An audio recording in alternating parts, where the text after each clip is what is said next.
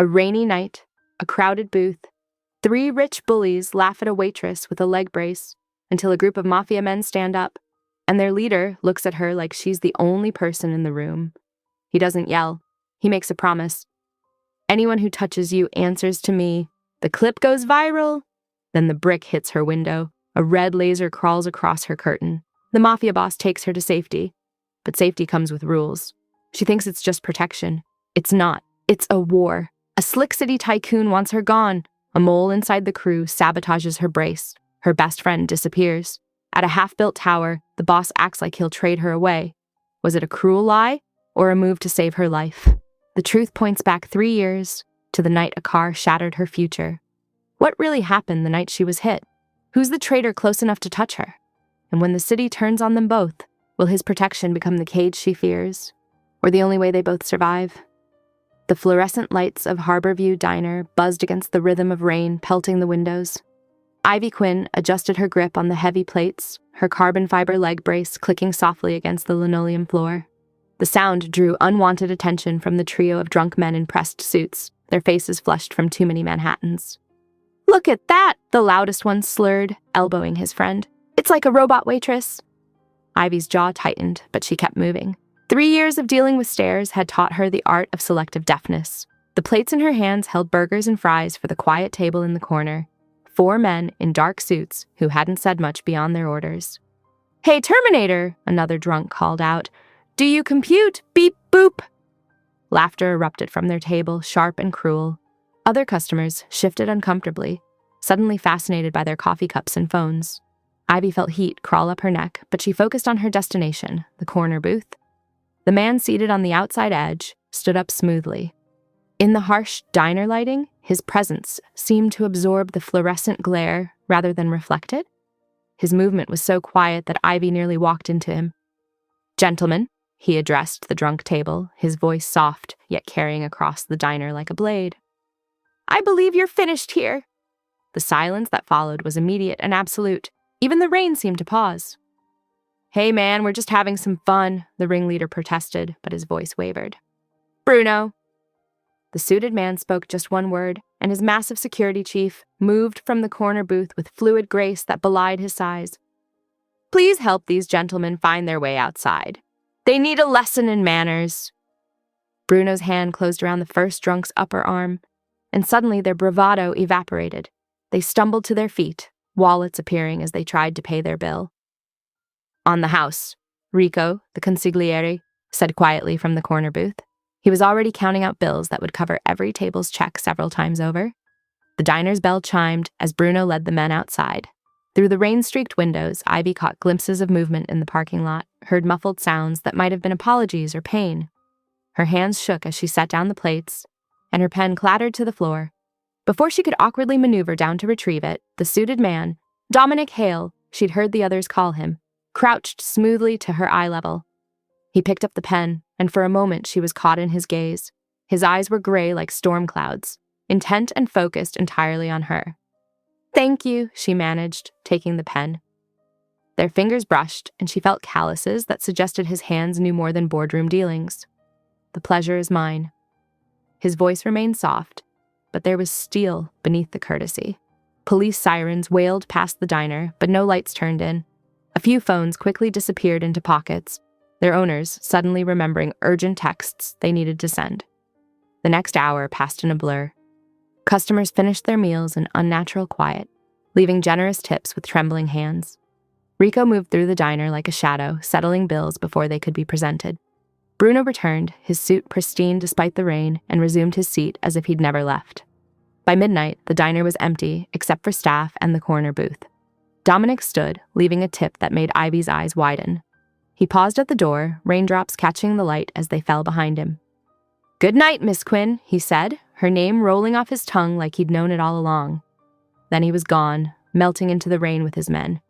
Ivy's hands shook as she turned the lock, trying to forget the weight of his gaze, the careful way he'd crouched rather than towered over her, the absolute silence that had fallen when he spoke. She told herself it was just another strange night in the city, that tomorrow would return to normal. But as she wiped down tables, she couldn't stop her mind from replaying every detail. The precise way he'd moved, the respect in his crew's eyes, how the entire diner had held its breath at his words. She recognized power when she saw it, and Dominic Hale wore it like a second skin.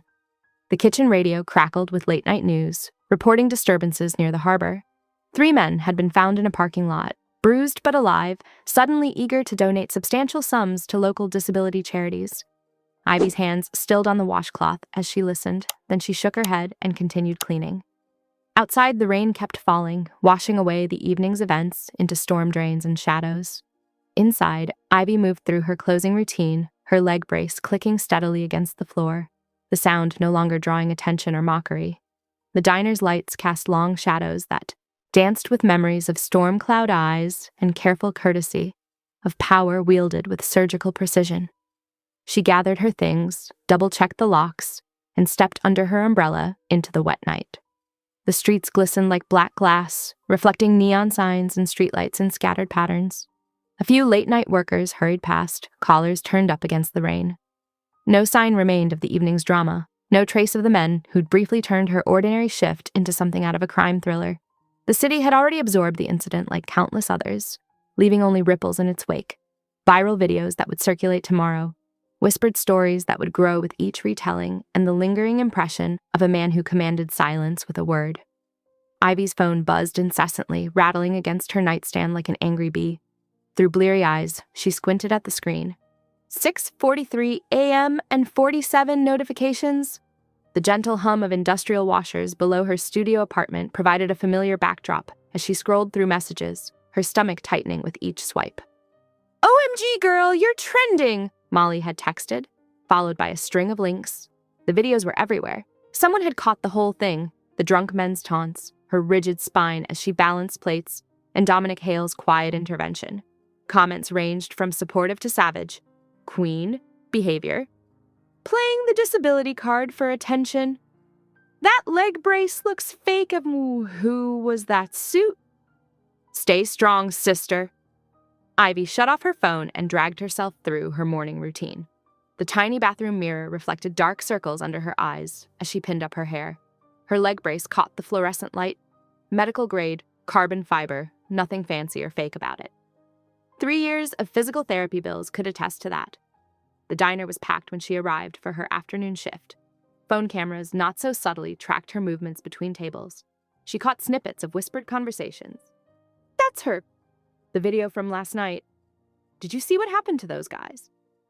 A black SUV appeared across the street around 2, its tinted windows reflecting the gray afternoon drizzle. Ivy pretended not to notice how it hadn't moved for hours. The bell chimed at 4:30. Dominic Hale entered with 2 men in plain clothes. No suits today, no visible weapons. But the way other customers suddenly found their meals fascinating told Ivy everything about who these men were. He chose a booth with clear sightlines to both exits. Ivy approached with coffee and menus, her practiced customer service smile in place. "Miss Quinn!" He nodded, those storm cloud eyes assessing her with the same careful attention from last night. "We need to discuss your security situation." "I wasn't aware I had one." She poured coffee with steady hands, proud that her voice remained level. "The internet has made you visible." He accepted the cup without touching her fingers. Visibility attracts attention, not all of it welcome. "I can handle attention. Can you handle the car that's been watching your building? Dark blue sedan, pine tree, air freshener. Same driver every night this week?" Ivy's hand tightened on the coffee pot. She'd noticed that car, told herself she was being paranoid. "I'm offering a driver," Dominic continued. "Temporary protection until the attention fades. No strings attached." "A gilded cage is still a cage, Mr. Hale?" His lips quirked slightly. "Smart woman, but cages keep threats out as well as in." Throughout her shift, Ivy watched the SUV, watched her customers, watched the street. The blue sedan appeared in its usual spot across from her building as darkness fell. Same air freshener swaying from the rearview mirror, same shadowy figure behind the wheel. She closed up early, her skin crawling with the weight of unseen eyes. The stairs to her apartment creaked under her feet as she keyed into the building. Inside, she immediately called Molly. "You will not believe the day I've had," Ivy said, trying to laugh it off as she double-checked her locks. "I saw the videos. Are you okay? Those jerks deserved what they got." "I'm fine. Just ready for my 15 minutes of fame to be over." Ivy didn't mention the sedan, the SUV, or Dominic's offer. Saying it aloud would make it real. They chatted about safer topics, weekend plans, Molly's latest dating disaster, the new espresso machine at work, normal things that didn't involve viral videos or mysterious men offering protection. By 11, Ivy was going through her nighttime routine on autopilot. The mint taste of toothpaste was sharp on her tongue as she worked the brush in circles, trying to scrub away the day's tension. Then she heard it, the distinct crunch of gravel under tires, followed by the soft click of a car door closing right beneath her window. Her hand froze mid-brush. Toothpaste foam dripped into the sink as she stood perfectly still, listening. The washers below had finished their cycles. The night was too quiet. She thought of the blue sedan, of Dominic's warning about attention-drawing predators, of all the cameras that had tracked her movements today, broadcasting her routines to anyone who cared to watch. The toothbrush clattered in the sink. Water ran pink from where she'd brushed too hard, making her gums bleed. Outside her window, footsteps crunched on gravel, and Ivy realized that refusing protection didn't make her safe. It just made her alone. Glass shattered in Ivy's kitchen at 2 a.m., the sound piercing through rain-muffled silence. A brick landed in her sink with a metallic clang, wrapped in brown paper, with a word so vile it made her stomach turn. Her hands trembled as she backed away from the window, her leg brace catching on the worn linoleum. The hallway offered minimal cover. Ivy slid down the wall, phone clutched to her chest, trying to steady her breathing. She called Molly first. Voicemail. Of course, normal people slept at this hour. Building security next. The line rang endlessly. Her heart hammered against her ribs as she pictured Mr. Chen, the elderly guard, dozing in his chair by the entrance monitors. A red dot appeared on her curtain, dancing across the fabric like a demented firefly. Ivy's throat closed up. She knew enough about weapons to recognize a laser sight when she saw one. With shaking fingers, she scrolled to the number Bruno had left at the diner, just in case, he'd said. She hadn't planned to use it. Ever. He answered on the first ring. Stay away from the windows. We're already here. What do you mean, already? 2 minutes, keep low. The line went dead. Ivy pressed herself flatter against the wall, her brace digging into her thigh.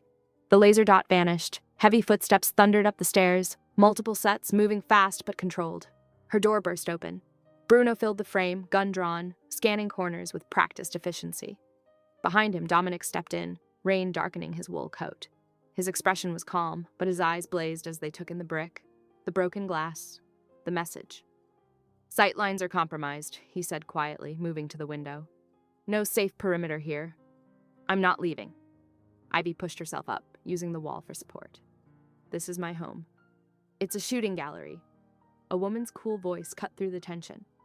Paula DeSantis stood in the doorway, tablet in hand, her severe blazer immaculate despite the hour.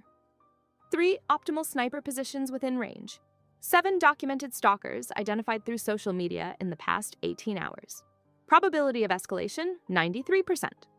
She turned the tablet, showing Ivy a map dotted with red points. These are confirmed harassment incidents since the video went viral.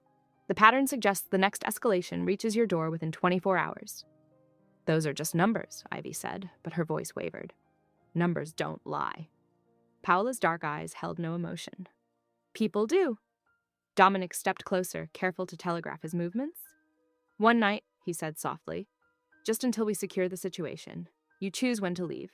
No conditions. Ivy looked around her tiny apartment, the mismatched furniture, the potted herbs in the kitchen window, the photos of her and Molly tacked to the fridge. Home, safe, until now. I need to pack. Quickly. Bruno was still at the door, vigilant. Ivy grabbed her old gym duffel from the closet.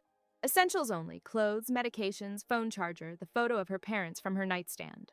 Her hands shook as she zipped it closed. Dominic held out her hoodie, the soft gray one that had been draped over her kitchen chair.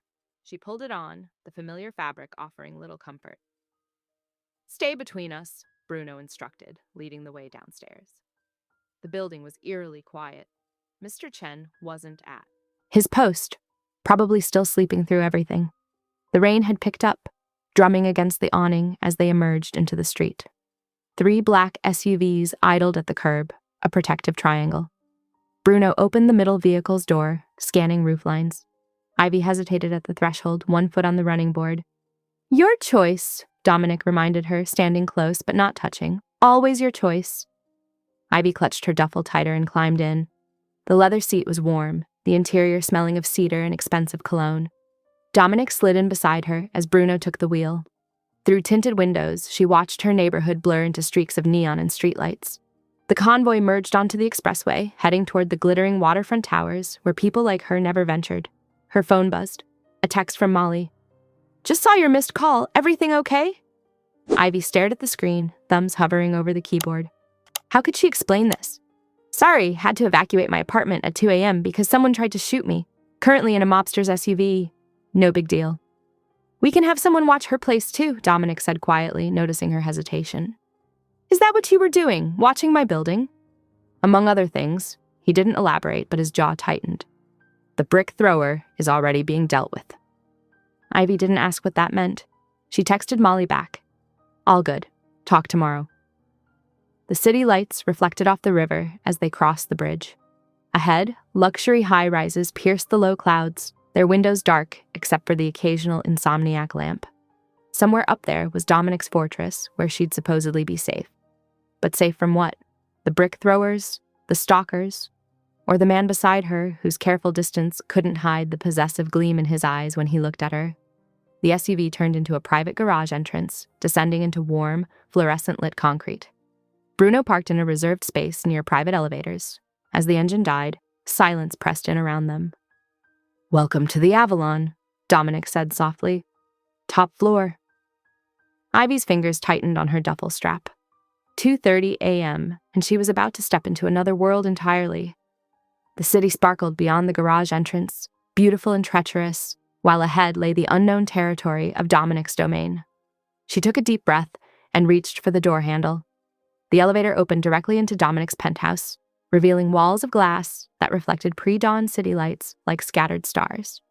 Ivy's leg ached from the stairs at her building, making each step deliberate as she followed him through the dimly lit space. "The guest suite," he said, opening a door that revealed a room larger than her entire apartment. Ivy stepped inside, noting the understated luxury, plush carpeting that wouldn't catch her brace, wide doorways, and subtle handrails that looked like modern design elements. The attached bathroom stopped her short. Non-slip flooring, a shower bench that could actually hold weight, grab bars disguised as towel racks. Her throat tightened. Someone had thought about her needs, really thought about them. Not the showy, performative accessibility she usually encountered, but practical solutions that preserved dignity. "The medical supplies are in here." Dominic opened a discreet cabinet. "Pain medication, compression wraps, anything you might need." "You had all this ready?" The question came out sharper than intended. "The building caters to various needs." His voice remained neutral. "Rest. We'll talk more in the morning." Hours later, morning sun streamed through floor-to-ceiling windows as Ivy made her way to the kitchen. She'd found clean clothes in her size waiting in the dresser, but chose to wear her own. A small rebellion. The kitchen was all sleek surfaces and professional-grade appliances. Dominic stood by the window, watching as she searched cabinets for coffee supplies. "I can have someone." "I can make my own coffee." Ivy spotted the beans on a high shelf. Her leg protested as she reached up, careful not to overbalance. Dominic's hand twitched toward a drawer near her hip, probably containing a step stool, but he didn't move to help. Instead, he watched her calculate, adjust, and succeed on her own terms. The restraint in his stillness was its own kind of consideration. She measured beans into the grinder, the familiar routine grounding her. "Thank you," she said quietly. "For doing it right. The bathroom, I mean." He nodded once, understanding. While the coffee brewed, Ivy pulled out her phone to text Molly. "Taking temporary leave. Will handle books remotely. Can you scan supplier invoices? Need to balance weekly numbers." Molly's reply came quickly. "OMG, are you okay? Where are you?" "Safe. Just need space until things calm down. We'll explain later." Dominic cleared his throat. "We should discuss parameters." Ivy poured coffee into 2 mugs she'd found. "Parameters?" "Rules for both of us." He accepted the coffee she offered. "No locked doors except bedrooms. No firearms left in common spaces." "That's specific." "My people use this floor for business. They're trained to respect privacy but react to threats. If you need to leave the penthouse, an escort to the lobby is non-negotiable." Ivy bristled. "I'm not a prisoner." "No." His voice softened. "You're under protection, but I promise, if you say no to anything, I'll listen." She studied him over her coffee. Even if I say no to the escort? Even then, though I'd ask you to reconsider. The day passed in a strange dance of territory and boundaries. Ivy set up her laptop at the dining table, diving into spreadsheets while Dominic took calls in his office. Occasionally, his security team moved through, silent and watchful, but they gave her space. As evening approached, Dominic found her on the terrace. The air was cold this high up, carrying salt from the harbor. Below, the city sprawled like a circuit board of lights and shadows. A helicopter's rhythmic thump echoed somewhere in the distance. Ivy wrapped her arms around herself, watching the lights blur together. "It looks different from up here," she admitted. Dominic stood beside her, careful to leave space between them. "Everything looks honest from a distance," he said, and the wind caught his words, carrying them into the gathering night. The city continued its dance of light and shadow below, while above, stars began to emerge in the darkening sky. From this height, the boundaries between safety and danger, protection and control, seemed as blurred as the horizon where city met sea. Ivy's phone buzzed. Another text from Molly with attachments of the supplier invoices. The familiar numbers would ground her, give her something concrete to hold on to, while everything else shifted like sand beneath her feet. The helicopter's sound faded, leaving only the whisper of wind and distant traffic. Up here, the world felt suspended between earth and sky, between the life she knew and whatever this was becoming. Dominic remained silent beside her, his presence both reassuring and unsettling.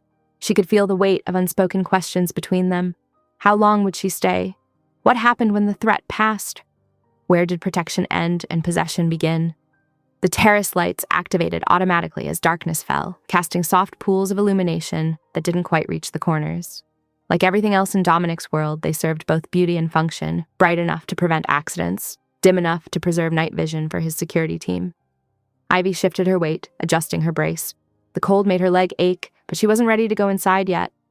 This moment felt important somehow.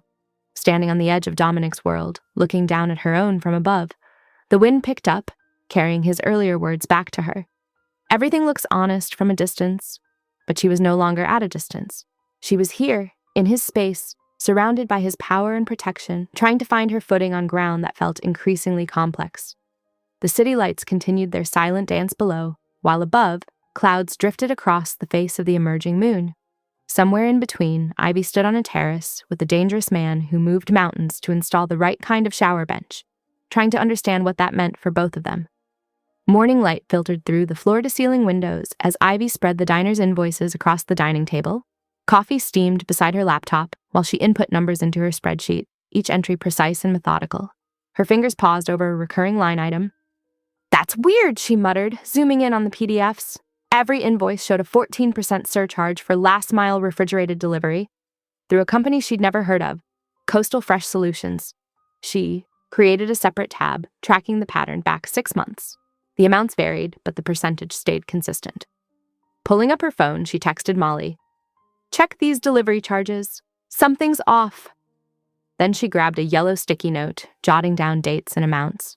An old habit from her accounting days. The numbers danced in her head as she worked, telling a story that made less sense with each entry. At lunch, the smell of delivered Italian food filled the penthouse kitchen. Ivy picked at her pasta, mind still on the invoices. "I found something strange," she said, glancing at Rico, who sat across from her. "There's this delivery surcharge that doesn't add up." Rico set down his fork. "Show me." They moved to the conference room where a large whiteboard dominated one wall. Ivy uncapped a marker, her hand steady, as she drew arrows connecting companies and dates. "Coastal Fresh Solutions handles our refrigerated deliveries," she explained, writing numbers. "But they're registered to Maritime Holdings Group, which ties back to," she drew a final arrow, "Pierce Development Corporation." Bruno, who had been silently watching from the doorway, stepped forward. "Pierce? As in Dalton Pierce?" "The real estate developer?" "Yes." Ivy capped the marker. "Why?" Bruno exchanged looks with Rico. "Those guys who threw the brick. They were at Pierce's fundraiser last week. We have photos." Ivy's hand tightened on the marker. "That could be coincidence." "Perhaps," Rico said carefully. "Give me a moment." He left and returned with a worn manila folder. Inside were police reports, insurance claims, and grainy traffic camera stills from 3 years ago. "The night you were hit," Rico began, spreading the documents. A contractor working for Pierce reported his car stolen. The timing matches. The route matches. Ivy sank into a chair, her legs suddenly aching. You're saying the hit and run wasn't random? Pierce has been buying up properties around the harbor, Rico explained, particularly where long-term residents make development difficult. Like my building, Ivy whispered. Over the laundromat. The conference room fell silent except for the soft hum of air conditioning. Ivy stared at the papers, at the accident report she'd read dozens of times before. Now the clinical details felt personal in a way that made her stomach turn. Hours passed. Ivy mechanically went through more invoices, finding the same pattern repeated like a signature. Bruno increased security rotations. Rico made calls. Dominic was away at meetings, his absence felt in the weighted silence of the penthouse. Night fell over the harbor, lights reflecting off the water like scattered stars. Ivy lay in the guest bed, sheets cool against her skin. Mind racing. The brick wasn't random. The hit and run wasn't random. For 3 years, she'd rebuilt her life thinking she'd been in the wrong place at the wrong time. Her leg ached with phantom pain, memories of metal and screeching tires flooding back. She'd seen headlights in her nightmares for months after, but never considered they belonged to someone who had chosen her. The harbor lights painted shifting patterns on her ceiling. 1 a.m. came and went, marked by the soft chime of her phone. She thought of the diner, of her tiny apartment, of all the places that had felt safe until they weren't. Danger hadn't started with Dominic's intervention at the diner. It had been there all along, hidden in delivery surcharges and shell companies, in stolen cars and development plans. She'd been marked before she ever knew there was a game. Sleep eluded her as she watched light play across the ceiling, each reflection a reminder of how differently the world looked from this height. The same height where, just hours ago, she'd stood with Dominic talking about honest distances. Her phone showed 1:08 a.m. Outside, a ship's horn sounded low and mournful across the water. Ivy shifted, adjusting her position to ease the constant ache in her leg. The expensive mattress helped, but tonight the pain felt deeper, tied to revelations she couldn't unknow. The penthouse's security system hummed quietly, a constant reminder of protection she now understood she'd always needed. Somewhere below, Bruno's team patrolled, their movements precise and practiced. She thought of them watching her building all this time, seeing what she hadn't. Harbor lights continued their dance across her ceiling, each ripple and wave creating new patterns. A helicopter passed in the distance, its rhythmic thrum fading into the night. In its wake, the silence felt heavier, laden with implications of all she'd learned. Ivy reached for her phone, opening the folder of photos she'd taken of the invoices. The numbers stared back at her, no longer just accounting irregularities, but breadcrumbs leading to an ugly truth. Each 14% surcharge represented more than profit.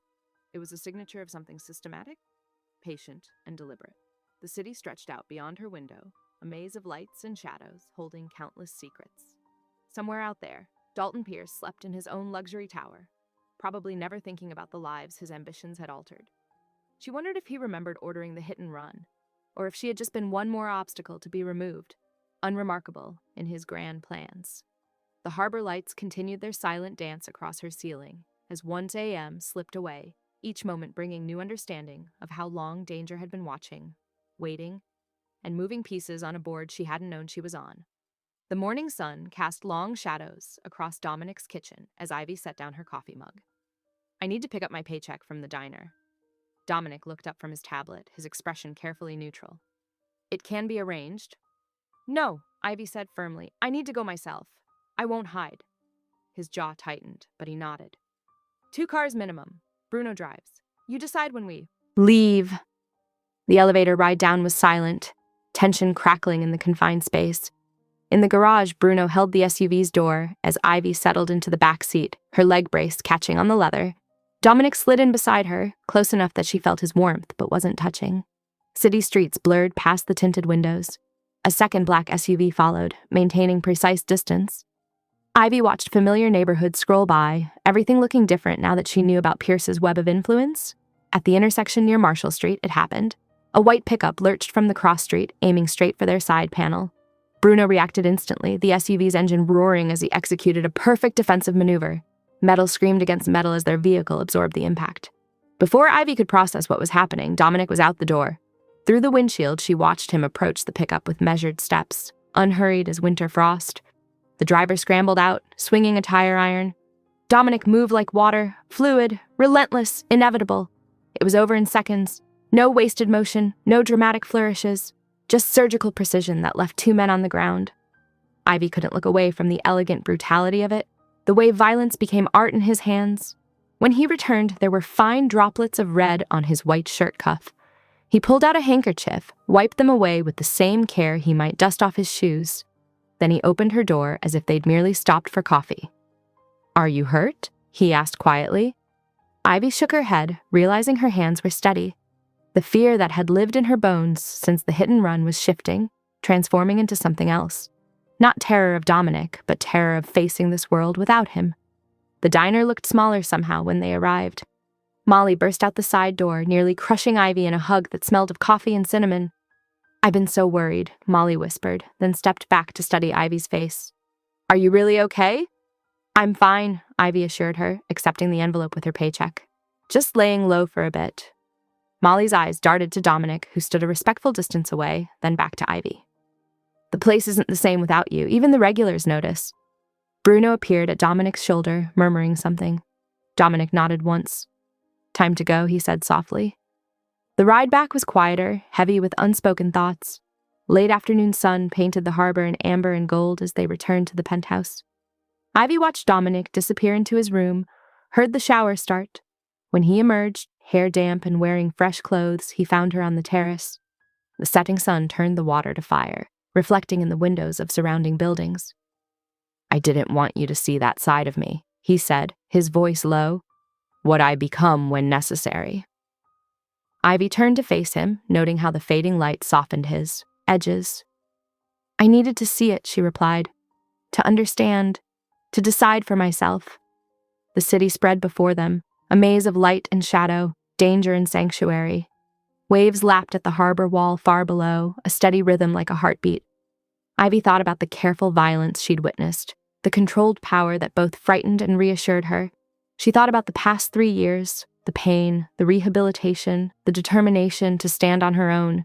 She'd rebuilt herself from broken pieces, proud of her independence.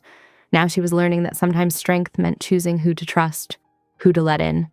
The setting sun painted everything in shades of gold and crimson, not unlike the drops of blood Dominic had so carefully wiped away. There was beauty in his precision, she realized, even in violence. Protection could be brutal and tender at once, like the way he'd opened her door so gently after dispatching their attackers. A seabird wheeled past, its cry carried away by the wind. Below, Bruno's security team changed shifts, their movements as choreographed as a dance. The second SUV from their convoy pulled into the underground garage, its dark metal still bearing witness to the morning's collision. Ivy flexed her braced leg, feeling the familiar ache. She'd learned to read weather changes in her joints to gauge her limits by the day's pain levels.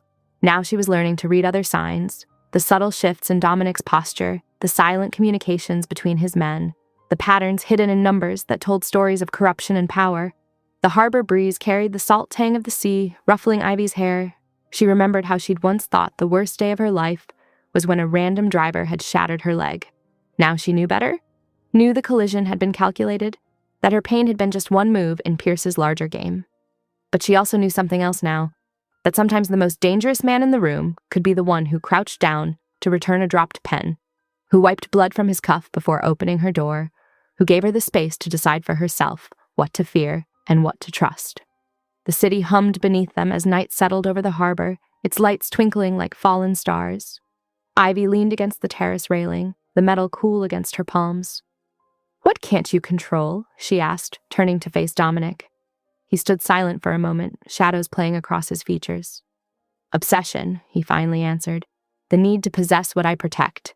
His jaw tightened. "The nightmares." "What nightmares?" "Losing people I've claimed as mine." He moved closer, his presence warming the space between them. "When I was young, my mother worked 3 jobs to pay off my father's gambling debts. One day they took her anyway." His voice held old pain. "I built this empire so no one under my protection would ever be taken again." Ivy studied him, seeing past the careful control to the wounded boy who'd watched his mother disappear. "Is that why you're protecting me?" "Partly." His eyes met hers. "But you're different. You make me want things I shouldn't."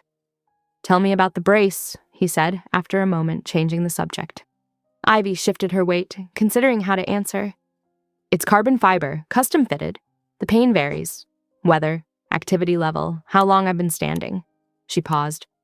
The worst part isn't the physical limitation. It's people assuming I need help before asking. Help becomes harm when it erases competence, she continued. I can do most things. I just do them differently now. Dominic moved closer, his hand hovering near her brace. May I?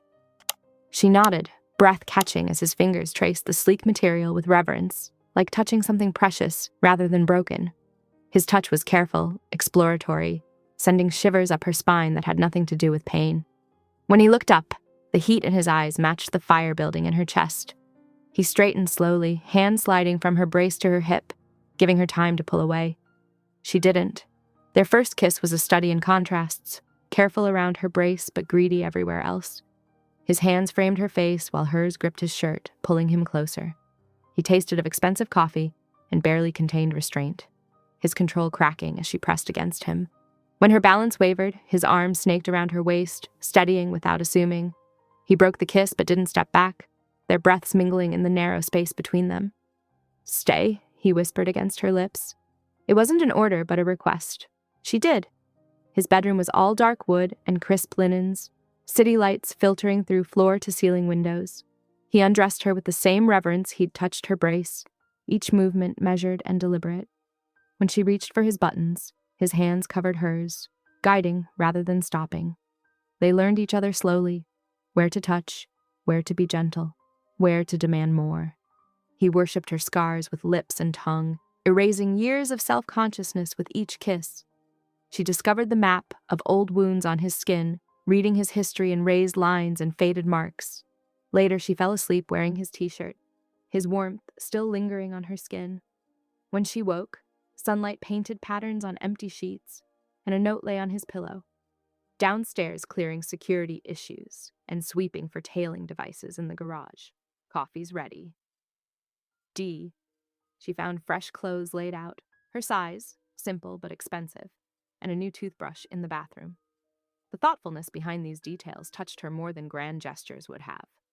The penthouse was quiet as she made her way to the kitchen, her brace clicking softly against hardwood floors. She poured coffee into a waiting mug, noting how the kitchen had been subtly reorganized overnight. Frequently used items now at easy reach for her. Height and mobility. Bruno nodded to her from his post near the elevator, professional as always, but with a new warmth in his eyes.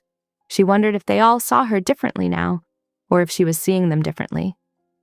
The morning passed in a comfortable rhythm until Paula arrived at noon, tablet in hand and concern etched on her usually impassive face. We have a situation, she announced, looking between Ivy and Dominic. Dalton Pierce is hosting a charity gala in 48 hours. He's made it clear your absence would be noticed. Dominic's expression hardened. A public détente. Yes, Paula confirmed. One where masks are worn honestly for once. Ivy watched Dominic's fingers tap once against his desk, the only tell of his agitation.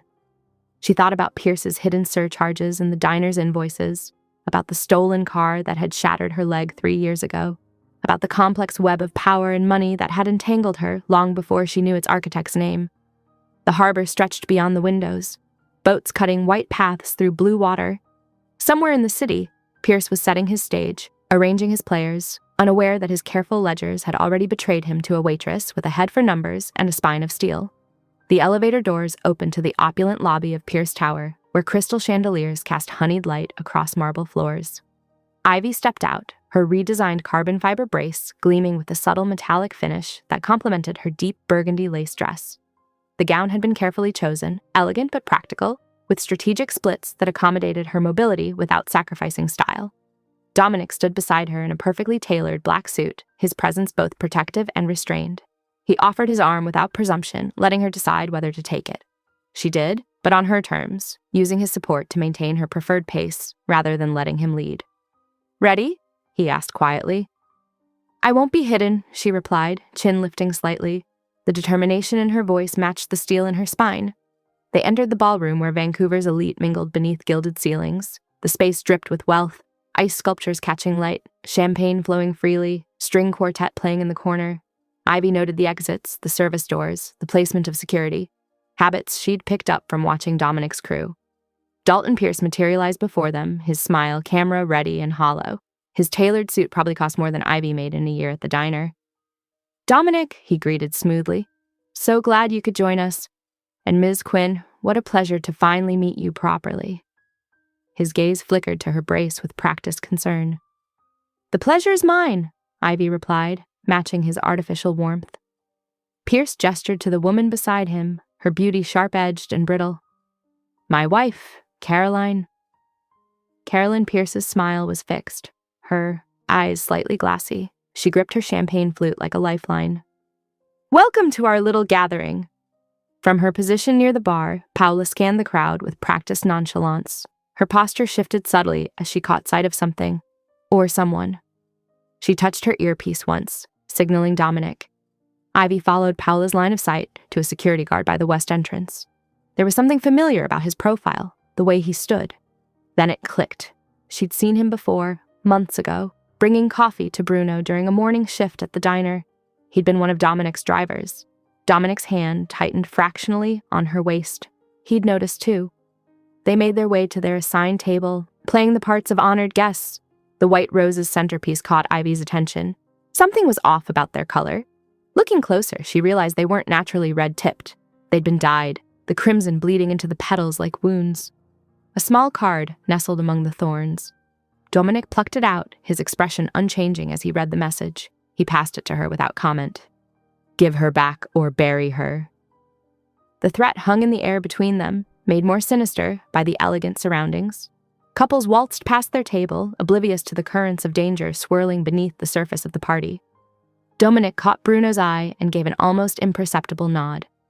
The security chief melted away from his post, following the path the former driver had taken through a service door. Ivy sipped her water, hyper-aware of the eyes on them. Pierce held court across the room, but his attention kept returning to their table like a compass finding north. Caroline had disappeared, probably to powder her nose or steady her nerves with something stronger than champagne. Minutes stretched like hours until Bruno returned, his expression carefully neutral as he bent to whisper in Dominic's ear. The confirmation was clear. They had a mole. Someone had been feeding Pierce information about routes, schedules, patterns. The red-tipped roses weren't just a threat, they were a message that Pierce could reach them anywhere. The gala dragged on, a glittering facade over darker currents. Ivy danced once with Dominic, letting the music mask their conversation as they discussed exit strategies. She noticed how he kept himself between her and Pierce's line of sight, how Bruno and Paula had repositioned to cover all angles. Finally, well past midnight, they made their way back to the waiting convoy. The drive to the penthouse was tense, everyone alert for signs of tails or ambush. But Pierce's message had served its purpose. He didn't need to attack them tonight. The threat itself was enough to show his reach.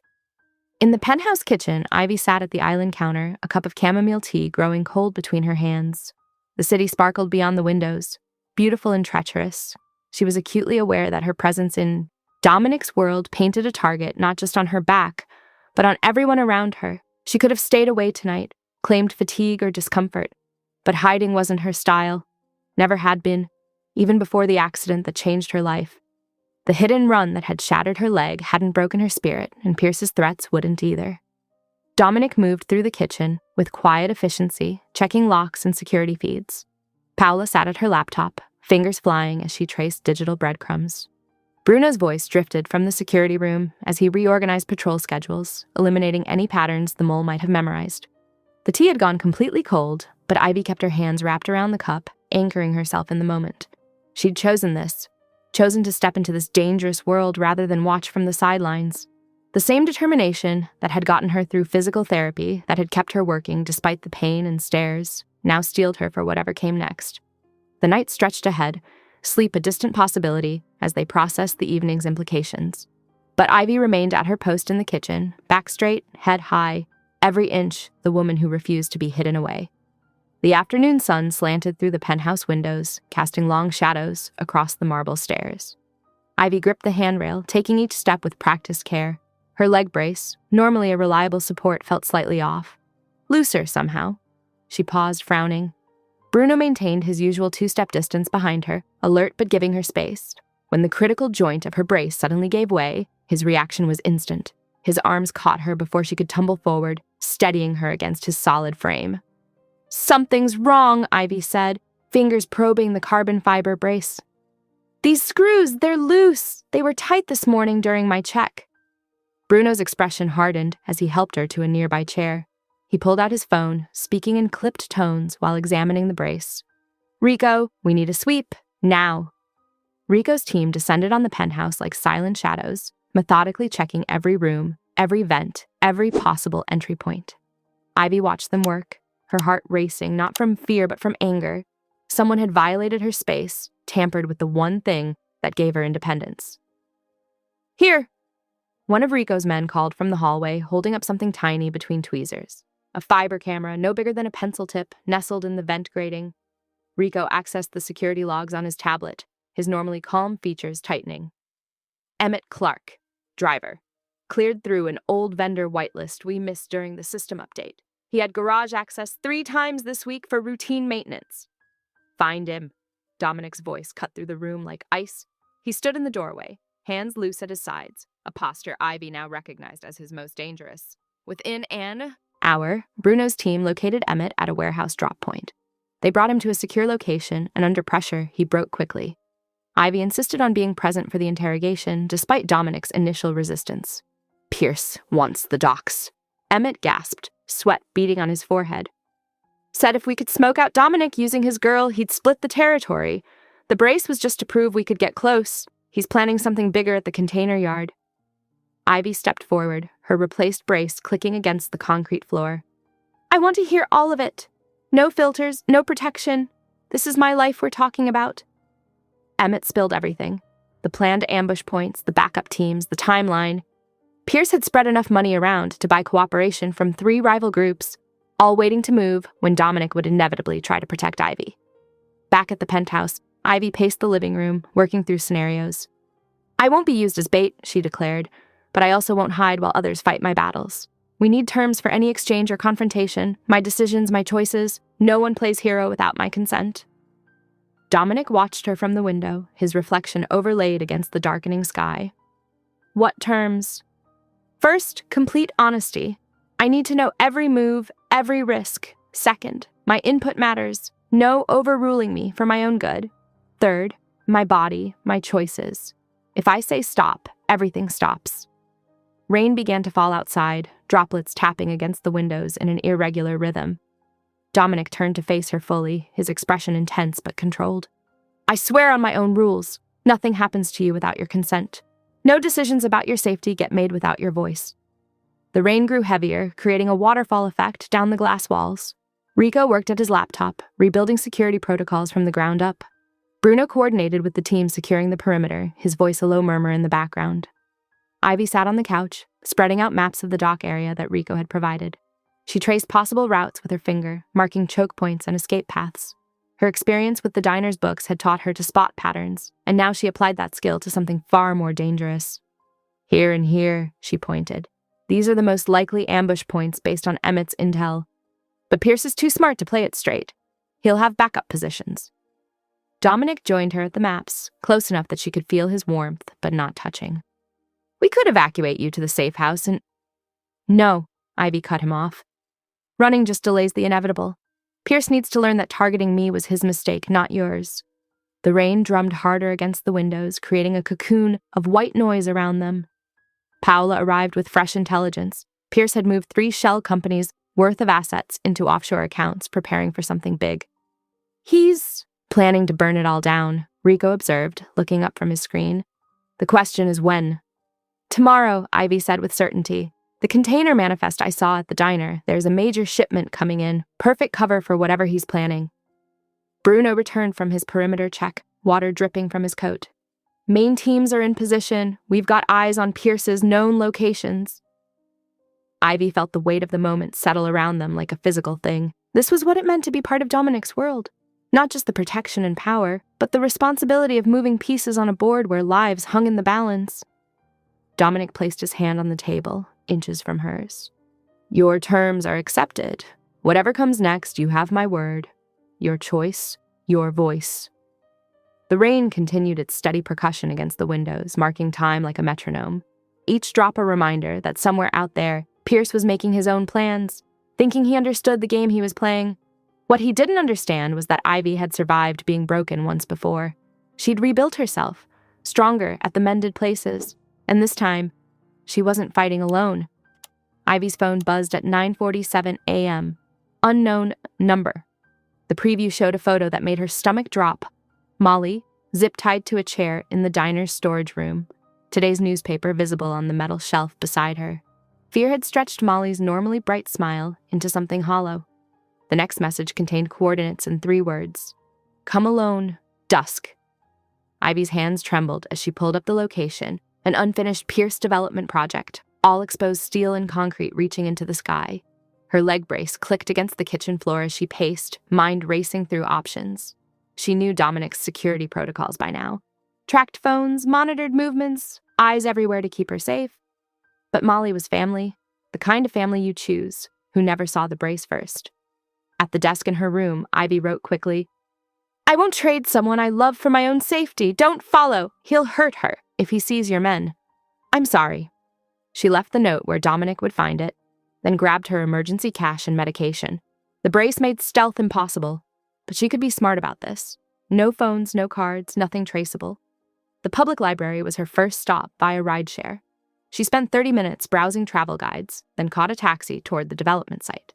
Old tricks from when she'd first gotten the brace, breaking up movement patterns, staying unpredictable. It took Bruno exactly 11 minutes to notice the security gap. The convoy mobilized like a machine, precise and deadly, but Ivy had bought herself enough head start to reach the tower alone. Wind howled through the skeleton structure, making the exposed rebar sing. Ivy's brace echoed against bare concrete as she made her way up, following emergency lights strung along, support beams. Dust swirled in dying sunlight that slanted through empty window frames. Right on time! Dalton Pierce emerged from behind a concrete pillar, designer suit incongruous against the raw construction site. 2 men dragged Molly forward, her mascara streaked with tears, but chin lifted defiantly. Let her go, Ivy said. She has nothing to do with this. Oh, but she does. Dalton held up a tablet. See, everything's connected. Your accident, Dominic's rise, the neighborhoods we've been restructuring. The video played.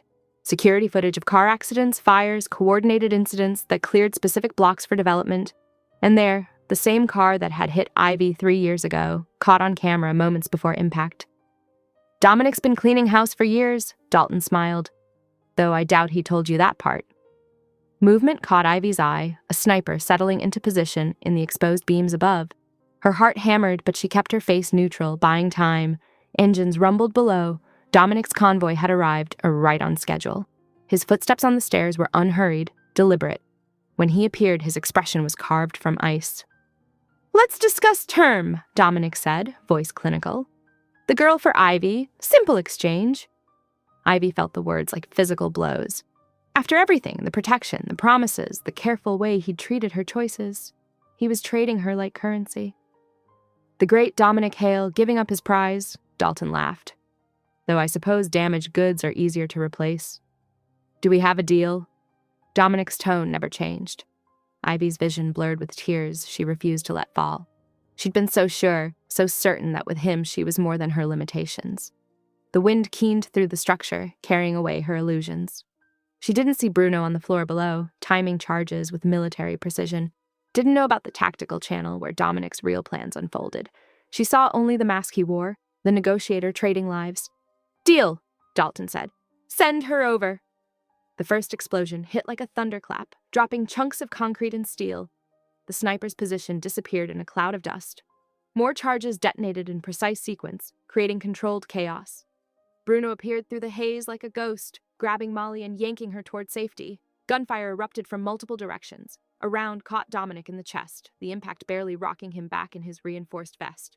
He reached for Ivy, but she recoiled, tears finally spilling over. Don't touch me, she whispered, the words carrying more weight than all the explosions. Don't you dare touch me.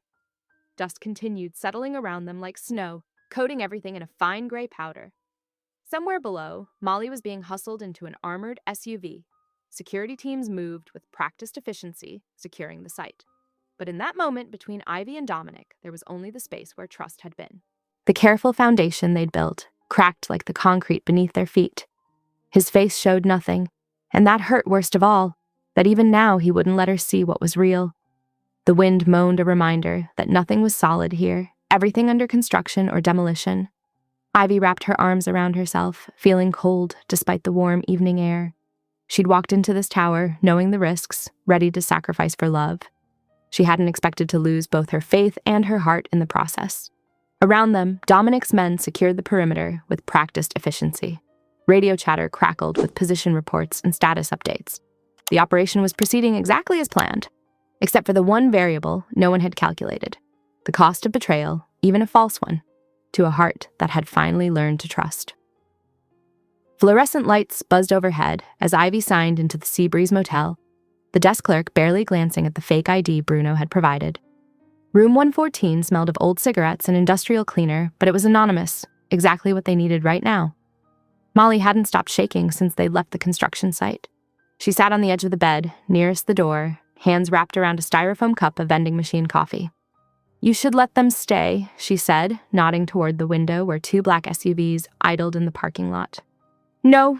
Ivy's voice was firm as she signed the medical discharge papers. The syndicate doctor had cleaned her scrapes and checked her vitals, but she'd refused anything more. "I need to think clearly. No security, no interference." After the team left, Molly finally dozed off around midnight, leaving Ivy alone with her thoughts and her laptop. The night stretched like taffy as she replayed Dalton's evidence over and over, scrutinizing every frame. At 3 a.m., she caught it, a flash of reflection in a storefront window during the hit-and-run footage. The license plate was clearly visible for 2 frames. She zoomed in, enhanced the image, and there it was. Different plates than the car Dalton claimed was Dominic's. Her hands trembled as she dug deeper. The timestamp in the corner showed 9:47 p.m., but she remembered the accident happening just after 10:30. She'd checked her phone while waiting for the ambulance. The footage had been edited, spliced together to create a false narrative. "Oh, God," she whispered, pressing her palms against her eyes. The choreography at the tower suddenly made sense. Dominic's cold demeanor, the precise timing of the explosions, Bruno's positioning. It had all been calculated to create a window where the sniper could be neutralized without putting her or Molly at risk. He'd lied to protect the plan, to protect her. Dawn crept through the thin curtains as Ivy's mind raced. She'd spent 3 years adapting to her limitations, learning to fight differently. Maybe it was time to use that skill against Dalton. She picked up her phone and typed coordinates for the pier, adding, "I'm choosing the fight, meet me at dusk." Her thumb hovered over the send button before pressing down firmly. No turning back now. The morning passed in a blur of preparation. Ivy pulled financial records, property deeds, permit applications, anything that could link Dalton to the systematic destruction of neighborhoods. The pattern emerged clearly. Accidents, fires, and random violence always preceded his development projects. "You're crazy if you think I'm leaving you," Molly said around noon, arms crossed. "And you're crazy if you think I'm letting you stay in danger." Ivy hugged her friend fiercely. "Bruno will take you to a safe house. I need to know you're safe." "Since when did you start trusting Bruno?" "Since he took a bullet protecting you at the tower." Ivy's voice softened. "And since I realized sometimes the scariest people are the ones you want on your side." They ordered lunch from a nearby deli, picking at sandwiches while Ivy organized her evidence. She had no weapons beyond knowledge, but maybe that was enough. Numbers didn't lie, and patterns told stories that bullets couldn't silence. The afternoon light was turning golden when Ivy pulled out a fresh toolkit. Her fingers moved with practiced efficiency, tightening each screw on her brace. The carbon fiber felt solid, dependable, a part of her rather than a limitation. Molly watched from the doorway, worry etched on her face. "Promise me you'll be careful. Promise me you'll let Bruno do his job." Ivy stood, testing her weight distribution. Everything felt secure. They hugged one last time before Molly left with Bruno, the SUV disappearing around the corner. Ivy shouldered her bag, double-checked that her phone was charged, and started toward the pier's service road. The tide was going out, leaving dark lines in the mud like nature's own accounting ledger. Each step with her brace sent small echoes across the empty dock. Seagulls wheeled overhead, their cries carrying on the salt-laden breeze. Ivy found herself remembering that first night in the diner, how Dominic had crouched to her level to return the pen, how he'd seen her competence before her injury. She'd thought him cruel this morning, but now she understood. Sometimes protection wore harsh masks. The service road stretched ahead, rutted from truck traffic and slick with sea spray. Ivy adjusted her stride to accommodate the uneven ground, each step measured and deliberate. The weight of documents in her bag felt like armor. She passed empty loading bays and stacks of shipping containers, their shadows lengthening in the late afternoon sun. The air smelled of brine and diesel, of commerce and secrets. Somewhere ahead, Dominic would be waiting, the man who'd lied to protect her, who'd taken a bullet while executing a plan she hadn't known to trust. A container crane creaked in the wind, its massive arm stretching over the water like a mechanical sentinel. Ivy paused, to rest her leg, leaning against a concrete bollard. She thought about patterns, in numbers, in behavior, in the tide's endless cycle of advance and retreat. She'd spent so long fighting to prove her independence that she'd almost missed the truth. Strength wasn't about standing alone. It was about choosing your battles, your allies, your moments to advance or retreat. The mud below the pier showed the tide's progress in clear lines, each wave leaving its mark before withdrawing. Ivy straightened, adjusted her brace one final time, and moved forward.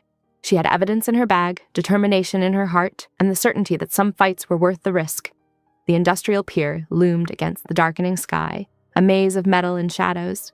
Trucks idled in neat rows, their cargo doors open to reveal not the usual shipping containers, but racks of humming servers. Dalton Pierce's digital money washing operation caught in mid-flight. Ivy moved deliberately across the concrete, her brace clicking against the rough surface. She'd positioned her phone carefully in her jacket pocket, its camera set to silent burst mode. Each step brought her closer to Dalton, who stood illuminated by the blue glow of an open server cabinet, his tablet reflecting artificial light. "Miss Quinn!" His smile was practiced, presidential. "Brave of you to come alone."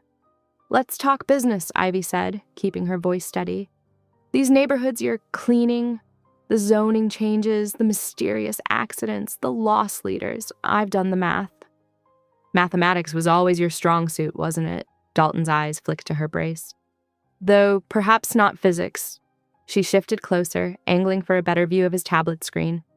Access codes scrolled past, strings of numbers and letters that Paola's team would be capturing through her phone's feed. Just a few more minutes of keeping him talking. "Tell me about the development on 4th Street, she pressed. "The one where 3 families had electrical fires in 1 week?" "Progress requires sacrifice." Dalton gestured expansively. "Sometimes the old must burn to make way for the new." A faint splash echoed from the water side of the pier. Ivy kept her expression neutral, knowing Dominic's team was moving into position. The mist rolling in off the harbor would provide perfect cover. "And my accident?" she asked. "Was that progress too?" Dalton's smile tightened. "Accidents happen in developing areas. Infrastructure can be unreliable." Spotlights suddenly knifed through the fog, cutting white lines across the pier. In the same instant, Paola's hack took effect. Security cameras died one by one, their red lights blinking out like dying stars. Rico's team appeared at the exits, silent and efficient. Through the chaos, Ivy spotted Bruno moving toward a white van where Molly was being held. Her friend's face was bruised, but her eyes were alert, tracking movement. Dalton's fingers flew across his tablet, reaching for a panic code. Ivy didn't hesitate. She swung her cane hard into his knee. He stumbled, the tablet slipping from his grasp. She kicked it away, sending it skidding across the concrete toward Rico. Gunfire cracked across the pier. Ivy ducked behind a server rack as Dominic advanced through the firefight, taking a shot to his vest without breaking stride. His face was a mask of controlled fury, but his movements were precise. "The exits are secured," Rico called out, pocketing Dalton's tablet. "Police have been notified through appropriate channels." Across the pier, Bruno was helping Molly out of the van. Ivy had insisted they use Emmett's debts as leverage for information rather than ending him. A calculated mercy that had given them the final pieces of Pierce's operation. Paola's voice came through their earpieces. "Files are transmitting. Law enforcement will have everything they need for a clean arrest." Dalton tried to rise, but Dominic's foot pressed between his shoulder blades, forcing him face down on the concrete. "Your empire ends tonight," Dominic said quietly. "Not with a bullet, but with numbers. Fitting, isn't it?" The sound of approaching sirens filtered through the fog. Rico efficiently zip-tied Dalton's wrists while another team member bagged the tablet as evidence. Everything was happening exactly as planned. No martyrs, no loose ends, just the clean dismantling of a corrupt empire. Ivy leaned against a crate, suddenly exhausted. Her leg ached from the quick movements, but satisfaction warmed her chest. She had fought this battle her way, with intelligence rather than violence, strategy instead of force. Dominic crossed to her, still breathing hard from the fight. His hands were gentle as they cupped her face, eyes searching for injury. "Are you hurt?" She met his gaze steadily. "I'm angry you lied to me at the tower," she said. "I'm grateful you're alive." Her fingers traced the edge of his tactical vest where the bullet had struck. "And I'm not going anywhere." The pier hummed with activity as Paola's team secured the servers and Bruno supervised Molly's medical check. Flashing lights began to color the mist red and blue. Through it all, Dominic kept one hand at Ivy's waist, as if afraid she might disappear. "The plan worked because you saw what I couldn't," he admitted. "You found the pattern in his finances, gave us the leverage we needed." "Numbers don't lie," Ivy said. "Neither should you, not to me." "Never again," he promised, and she could hear the truth in it. They watched as officers emerged from the fog, Rico smoothly handling the handover of evidence. Dalton's carefully crafted public image would shatter under the weight of financial records and surveillance footage. His own numbers would be his undoing. Molly approached, wrapped in a shock blanket, Bruno hovering protectively nearby. "Next time you plan a rescue," she told Ivy. "Maybe fewer explosions?"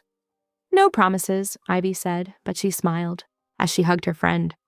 The adrenaline was fading now, leaving behind a bone-deep weariness. Ivy felt Dominic's arm tighten around her waist, supporting without assuming. He had learned to read her signals, to offer help without erasing her strength. Police lights painted the pier in alternating colors, reflecting off the wet concrete and turning the lingering mist into a kaleidoscope. Dalton was led away, his expensive suit dirty, his composure finally cracked. 3 years of pain and fear ended, not with violence, but with evidence, with patience, with the quiet victory of truth over power. Morning light filtered through the penthouse windows, casting long shadows across the dining table, where maps and tactical plans had been replaced by coffee mugs and medical supplies. Ivy sat still as the doctor finished checking her stitches, just 3 where debris had caught her during the pier operation. "You'll heal clean," the doctor said, packing away gauze. "Keep it dry for another day." Dominic stood at the stove, stirring a pot of homemade soup that filled the air with the scent of herbs and comfort. He'd shed his usual suit for a black sweater, though his vigilance remained unchanged. Every few minutes, his eyes would sweep the room, checking exits, checking Ivy. "We need to talk about yesterday," Ivy said once the doctor left. "About control and choices." Dominic brought 2 bowls to the table, setting them down carefully. "I know. You're used to owning things to keep them safe," she said. It wasn't a question. He met her gaze, unflinching. "Yes. Ownership feels like safety to me. When I can't control variables, I lose people." "Love without choice is just another cage," Ivy countered, her voice firm but not unkind. "Even a golden one." "Then we make rules," he said. "Real ones. Lines that honor both protection and agency." Over soup, they negotiated their future. Dominic would provide security, but Ivy would know the plans. She would have override codes and direct access to Bruno. No decisions about her safety would be made without her input. The days that followed brought healing and rebuilding. Ivy sat with architects as they redesigned the diner, insisting on details that mattered. Counter heights that worked for everyone. Ramps integrated so smoothly they looked original to the building. Paola channeled settlement money and anonymous donations through clean accounts, while Rico handled permits with quiet efficiency. 1 week in, Ivy trained the staff herself on access etiquette. "It's not about performance," she explained. "It's about making space for everyone to exist with dignity." Dominic watched from the corner, learning as she spoke. He'd seen her strength before, but this was different. This was her building something lasting from the wreckage of violence. By the 2nd week, the diner's transformation was nearly complete. The old viral video of mockery had faded, replaced by security footage someone had leaked.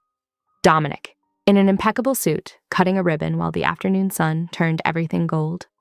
In the clip, he kissed Ivy like she was precious and dangerous at once, then stepped aside so she could cross the threshold first. The moment captured everything they'd built: respect, protection, and choice all woven together. That evening, they stood on the penthouse terrace. The harbor lights reflected off the water, steady as heartbeats. Ivy's leg ached less now, and she'd learned to read Dominic's silences as clearly as his words. "You were never leverage," he said quietly, turning to face her. "You are the line I won't cross." Ivy pressed closer, fierce and warm against him. "Good, because I'm the one drawing it." His arms tightened around her, protective but not possessive. They'd found their balance, his need to shelter, matched by her refusal to be caged. his strength tempered by her wisdom, her independence supported by his resources. In the kitchen, soup simmered on low heat, another batch of the recipe that had become their ritual. Paola had left reports on the table showing Pierce's empire crumbling, each shell company exposed to sunlight. The diner's security feeds showed Molly training new staff, her bruises faded, but her smile bright. "Tomorrow, I'm reviewing the books again," Ivy said. "Old habits." "I'll have Bruno sweep the perimeter first," Dominic replied. It wasn't an order, just coordination between equals. They'd rewritten the rules of his world. Protection could coexist with agency. Love could be both obsessive and consensual. A kingpin could yield power to gain partnership. And a woman with a steel brace could be both protected and powerful. The city stretched before them, a maze of lights and shadows they'd learned to navigate together. Dominic's empire still stood, but it had adapted, becoming something that could shelter without suffocating. Ivy's independence remained uncompromised, but she'd learned that accepting help didn't mean surrendering strength. From the street below came the sounds of life, traffic and voices, the pulse of their domain. The diner would reopen tomorrow, its doors wide enough for everyone, its security subtle but absolute. Their victory hadn't come from violence, but from choice, from building something neither of them could have created alone. Inside, phones buzzed with updates. Bruno confirming the night's patrol routes, Rico sending permits for the diner's final inspection, Molly's excited texts about tomorrow's reopening. Each message a thread in the web of protection and purpose they'd woven together. Ivy shifted, adjusting her stance as she always did when tired. Without comment, Dominic guided her to the outdoor sofa, positioning himself so she could lean back against his chest. They'd choreographed these movements over days, learning how to support without assuming, how to care without controlling. The harbor air carried salt and possibility. Tomorrow would bring its own challenges, but they'd face them as they had everything else, with clear eyes and chosen boundaries, with devotion that protected rather than possessed, with danger defanged by consent and competence. They'd survived by rewriting rules, by understanding that true safety came not from cages but from choice. Their world remained dangerous, but they'd learned to navigate it together, each step measured, each decision shared.